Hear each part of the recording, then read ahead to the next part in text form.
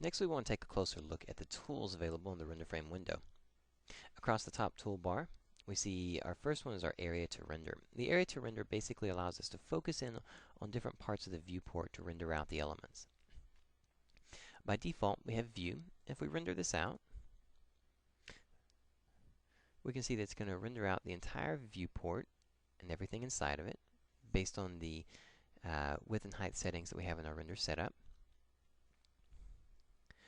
Our other options inside of here, we have our selected, we have a region, a crop, and a blow up.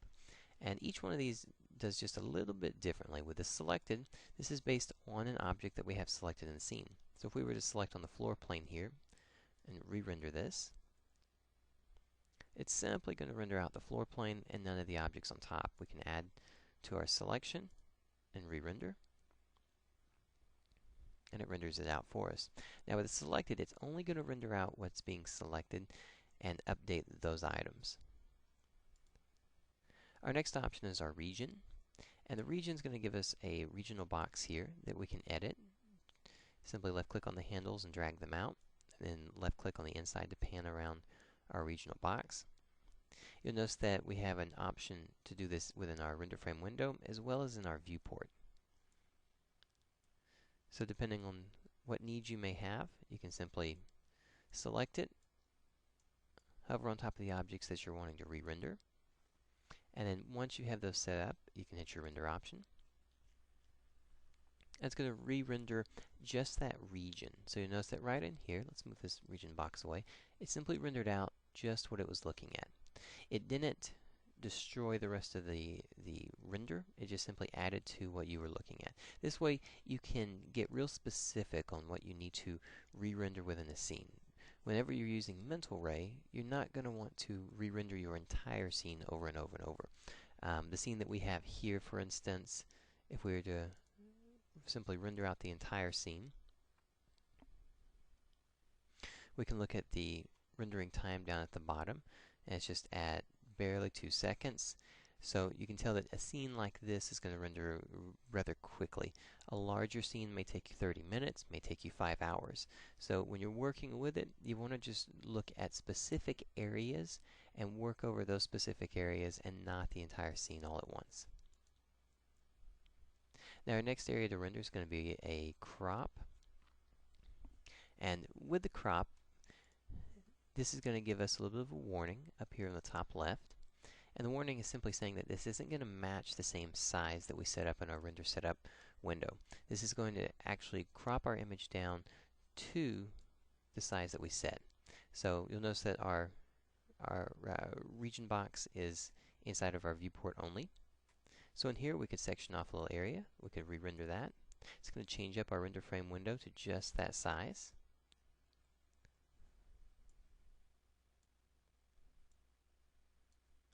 If we're to change up that size, we can see how it's going to adjust it and crop it out to just that piece. Now the other option we have is a blow up option. The blow up option is going to take the settings we have in our render setup, and then it's going to take whatever we section off and blow it up, resize it to that size that we have in our render setup. So this way, if you're trying to get in close to an area, instead of going in and zooming in with a camera and trying to get specific to a specific spot, you can simply use the blow up. You can go close into an area and then just blow up that region without playing with your camera or having to go back into the viewport and adjust the camera view and whatnot. Okay, some handy little tools here. We've got some additional handy tools right next to them. Our first one is going to be our editable region. And what this one does when we're working with, let's say, our region render, this is going to show us our little gizmo inside of the viewport here. Once we turn this off, it's going to take away our handles, and it's going to make this so that we're not accidentally grabbing it and moving it. So generally, once you set up that region, then you want to just turn it off so that you're not moving it around and you're not messing with it. And then you can simply click it to turn it back on. You have the same option to toggle on and off with the X right here in the top right. so you can toggle that on and off from there. Next to that, we have the auto region for the selected. So here we're regioning out an area that we select. We're saying, I want this area, and that's what I'm doing. For an automatic assignment of it, we can simply select an object inside the viewport, click on the render, and it's going to render out that region specifically. Let's go ahead and re-render this whole scene real fast because we've got some overlaps going on here.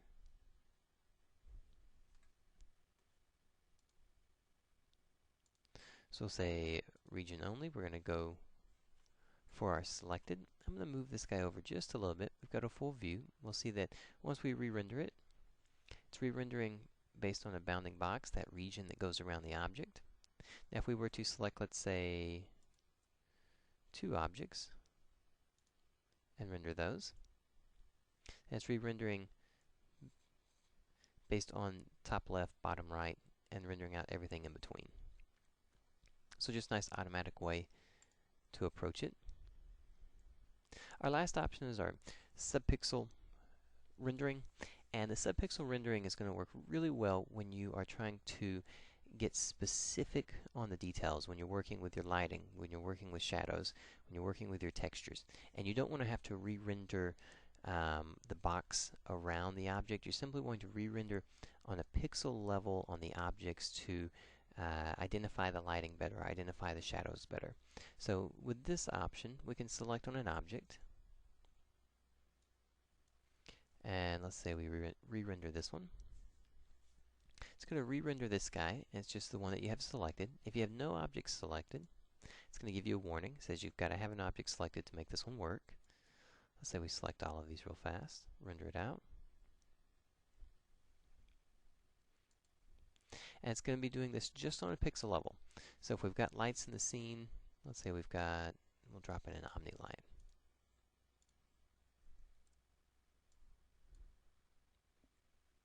And we'll select on just this one, re-render.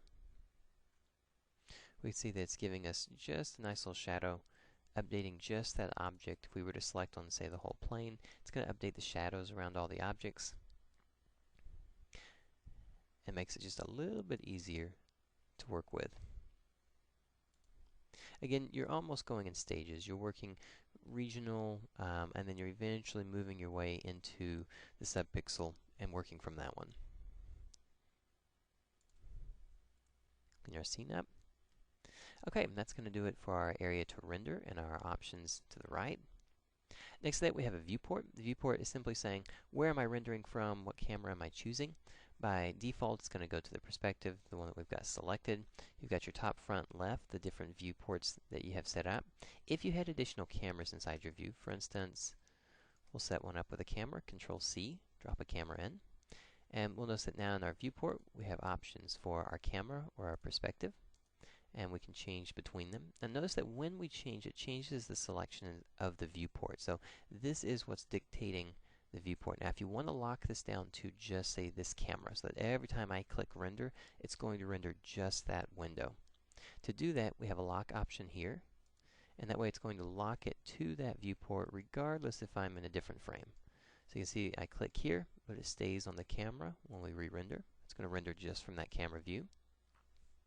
This is really nice and handy that if you're working with your scene, you're moving around in your other viewports, lock it down to the one camera that you're using. That way when you're rendering, it's always going to render from that instead of the occasional you accidentally have a top view and it renders your top view instead, or whatever the case might be. So go ahead and unlock that one. We'll set it back to our perspective. And then if we, for instance, delete our camera in the scene, you'll notice that inside your viewport option that our camera is no longer there, but 2 perspective windows.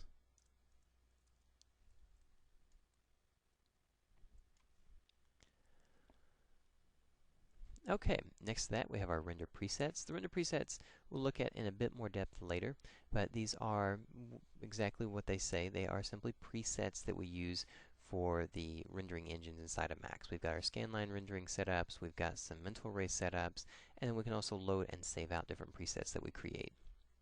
Next to that, we have options for turning on our render setup and for our environment and effects. These are just simple shortcuts to get to both windows, just to make that a little bit easier, especially if you're working in expert mode or you don't like using the keyboard. Now below that, we've got options for saving out the image. So once you render this image out, if you want to save it, make sure you use the save option to save out the file. We can copy the image to the clipboard, so we can copy and paste it into image editing software like Photoshop. And the next one we have is a clone option. The clone option allows us to clone this frame. And why would we want to clone this frame? We want to clone this frame so that we can look at both at the same time and look at adjustments. Once we make subtle adjustments to lighting, to color, to gamma, different little things and tweaks that we make, we want to be able to compare and contrast both images. So if we're able to clone this image, and then once we re-render, because once you clone it, you can lower it down. We could re-render our environment into our scene. And then we can go back and compare the two and see what kind of adjustments have been made. Next to that, we have a print option. We can print it out, and we can also clear the image. So this is simply going to let us clear what we've got. Go ahead and re-render that. Next to that, we've got our channels. We've got our red, green, blue channels that we can isolate down just to view individual if we need to, whatever the need might be. Next to that, we have our alpha option. This is going to let us see what the alpha is inside the scene. And the alpha from the renderer is going to be the geometry versus non-geometry. So in here, if we were to rotate this a little bit more, re-render our scene, we can see that we're getting geometry and then non-geometry areas. Our last option is our monochromatic. This simply is going to take everything to gray. Because everything is gray, you're not going to see it. So let's go ahead and assign a quick color to this. We'll make something sort of red. Re-render.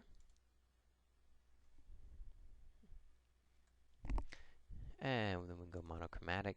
This is going to help us just see the levels in inside of our scene, just the, what's the basic grayscale values going on.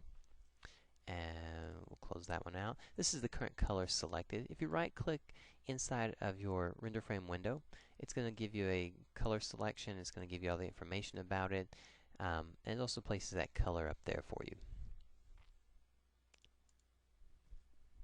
Next to that, we're identifying the RGB alpha, simply saying that we've got our red, green, blue, and our alpha channel.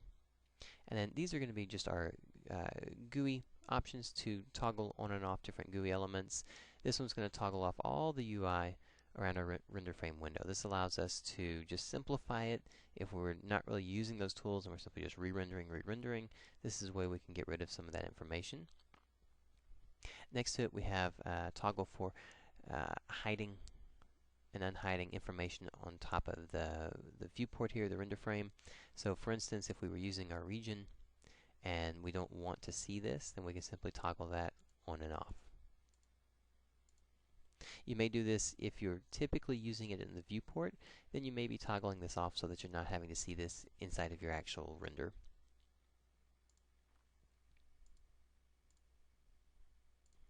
Okay, that's going to cover all of the top options for our Renderframe window. Next, we're going to take a quick look at some of the options down below for the Mentalray basic parameters.